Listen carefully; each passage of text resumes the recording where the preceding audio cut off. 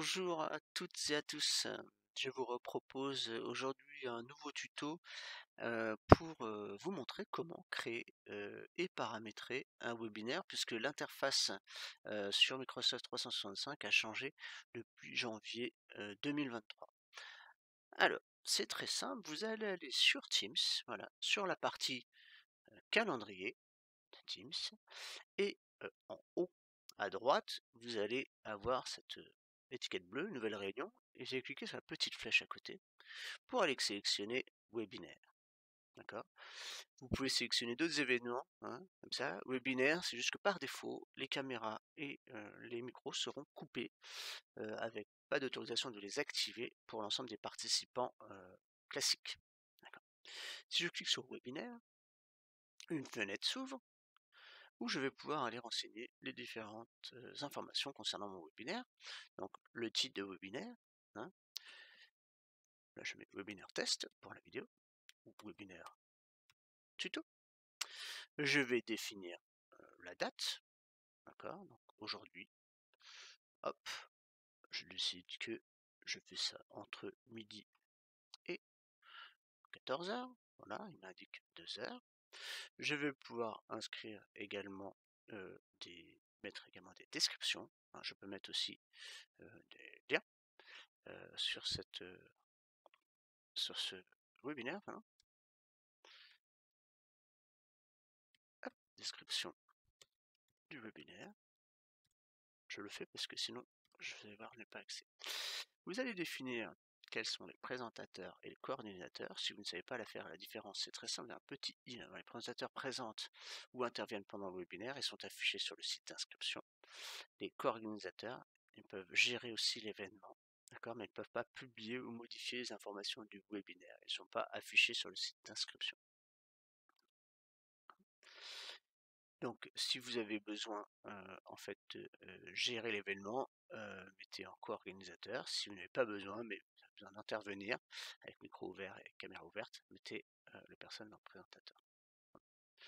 Alors ensuite, l'accès à l'événement, est-ce qu'on est sur l'organisation ou public? Alors nous par défaut on met public parce que même des gens en interne sont identifiés comme invités, même s'ils utilisent leur mail pro, donc c'est assez perturbant, mais donc privilégiez peut-être le mode public pour, pour faire ça.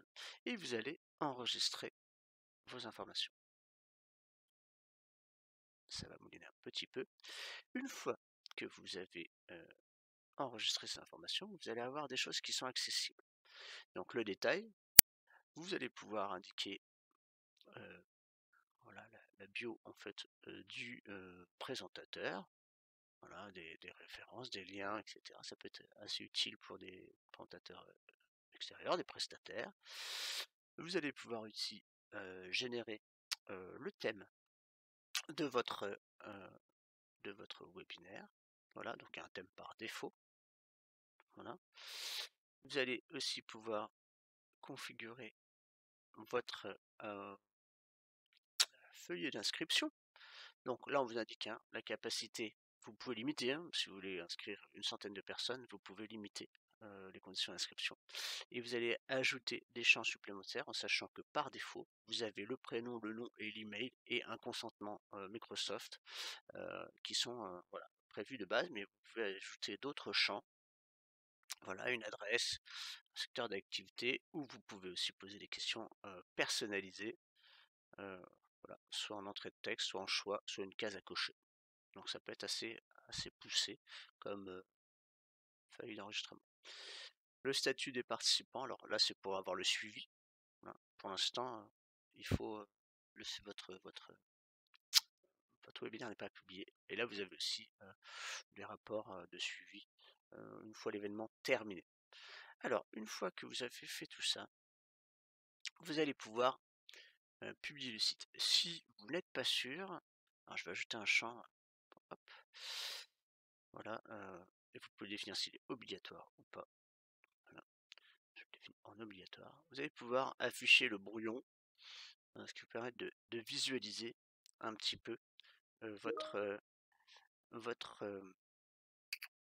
votre événement. D'accord. Donc là, il faut se connecter aux événements. Voilà, je suis connecté et vous avez voilà quelque chose qui va ressembler à ça, comme feuillet d'inscription avec toutes les informations que vous avez pu rentrer, comme je vous l'ai montré précédemment. Voilà. Alors, vous pouvez du coup, hop, visualiser cette chose-là. On peut revenir hop, en arrière. Hop, pardon, je peux fermer. Voilà, je reviens sur ma page. Voilà.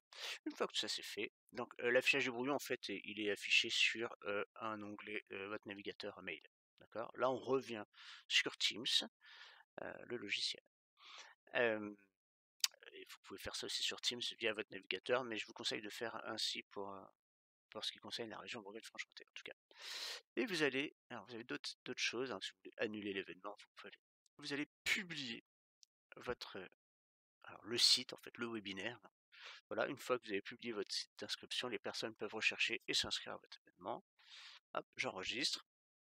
Voilà, tout est prêt pour le partage. Vous avez un lien ici que vous pouvez copier. Voilà, si vous oubliez de le faire, c'est pas grave, je vais vous montrer comment faire euh, par la suite.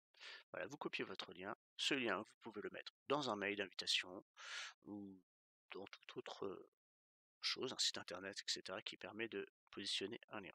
Vous pouvez toujours ici le y avoir accès à nouveau hein, pour copier le lien de l'événement.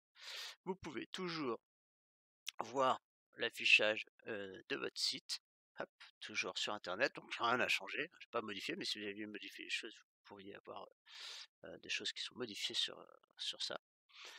Et voilà, le tour est joué. Alors, il y a des configurations quand même peut-être importantes, notamment les options de réunion. C'est bien, donc pareil, quand vous cliquez dessus, il vous ouvre une page sur votre navigateur internet, voilà, et vous avez la possibilité de gérer les choses comme vous pouvez le faire sur n'importe quelle visio en fait via Teams, d'accord? Donc qui peut éviter la salle d'attente? Voilà, les personnes que j'invite ou que les coordinateurs et moi. Sachez que vous pouvez voilà bien fermer si vous voulez avoir un suivi des gens qui rentrent. En sachant que par défaut, les gens de conseil régional passent au travers si vous ne faites pas quelque chose de cadré, on va dire, hein. Ils ont l'autorisation par défaut de ne pas passer par la salle d'attente. On peut voilà, réattribuer des coordinateurs qui peut présenter également. Donc par défaut, on est en webinaire, les micros sont fermés, les caméras également, donc ils ne peuvent pas les activer. Seul vous, pendant la réunion, pouvez leur donner l'autorisation de le faire, et après c'est à eux d'activer leur micro ou caméra. Vous avez un enregistrement qui peut se faire automatiquement au lancement du webinaire. Si vous décochez, ça sera à vous de cliquer sur enregistrement. Vous pouvez autoriser la conversation de la réunion. Alors c'est le chat, hein, on va dire. Donc soit donc c'est activé, soit c'est désactivé, soit c'est seulement pendant le temps de la visio du webinaire. C'est plus voilà, c'est plus pertinent en général. Ça évite d'avoir des conversations qui durent ad vitam aeternam sur vos conversations Teams. Les réactions, hein, si vous voulez rendre les réactions possibles, hein, lever la main, mettre un pouce, applaudir. Les questions et réponses, vous pouvez activer ce module ou le désactiver. Donc c'est la possibilité d'avoir un onglet spécifique pour poser des questions et des réponses, donc qui va être dissocié de la conversation et qui va permettre justement de rendre plus visibles les questions par rapport au flux global où chacun se dit bonjour, merci, au revoir, où on peut aussi avoir des problèmes techniques qui sont précisés.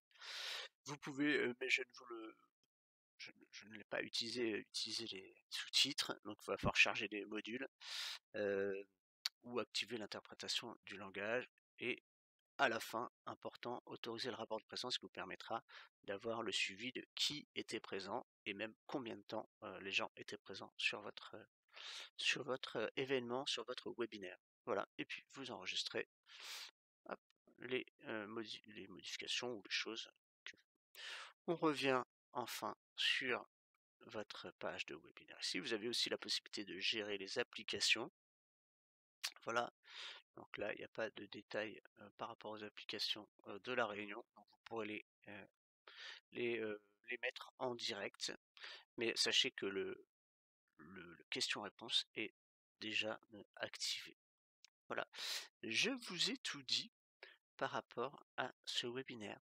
Je vous présenterai un tuto pour vous montrer comment récupérer l'enregistrement de votre webinaire et un autre tuto aussi comment rogner en fait cet enregistrement pour que si vous allez essayer de durer au début ou à la fin, vous puissiez avoir quelque chose de plus propre au début et à la fin.